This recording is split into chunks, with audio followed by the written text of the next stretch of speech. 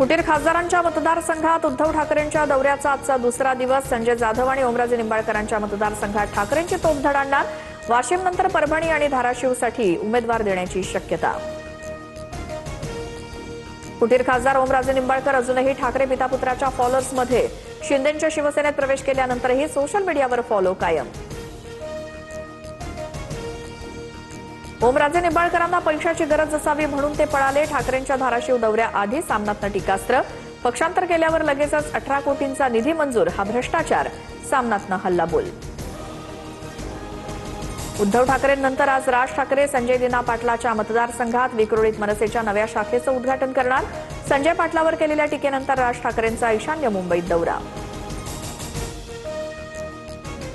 मुख्यमंत्री फडणवीस आज पायाभूत प्रकल्पांची पाहणी करणार। वाढवण बंदरासह पालघर जिल्ह्यातील पायाभूत सुविधांच्या उभारणीचा आढावा घेणार। शिंदेंच्या आमदारावर 40 लाखांच्या खंडणीचा आरोप। ठाकरे सेनेच्या रविकिरण इंगवलेंचा व्हिडिओ बॉम्ब, तर व्हिडिओ एडिट करून खंडणीचे आरोप केल्याचा दावा। आमदार राजेश क्षीरसागर भूमिका स्पष्ट करणार।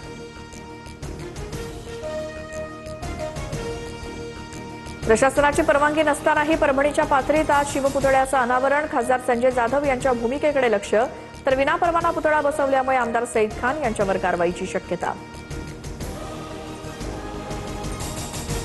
केतन अग्रवाल हत्याकांड प्रकरणाचं सीन रिक्रिएशन। आरोपी सिया गोयल आणि चेतन चौधरीला घेऊन पोलीस लोहगड किल्ल्यावर। घटनास्थळी सीन रिक्रिएशन।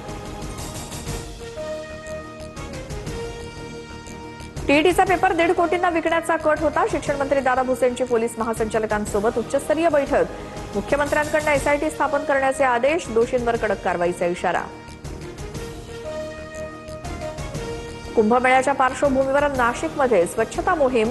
उन्नत नाशिक हरित मान्सून अभियानात मंत्री गिरीश महाजनांचा सहभाग। कपिला नदी स्वच्छ करण्याचं काम हाती।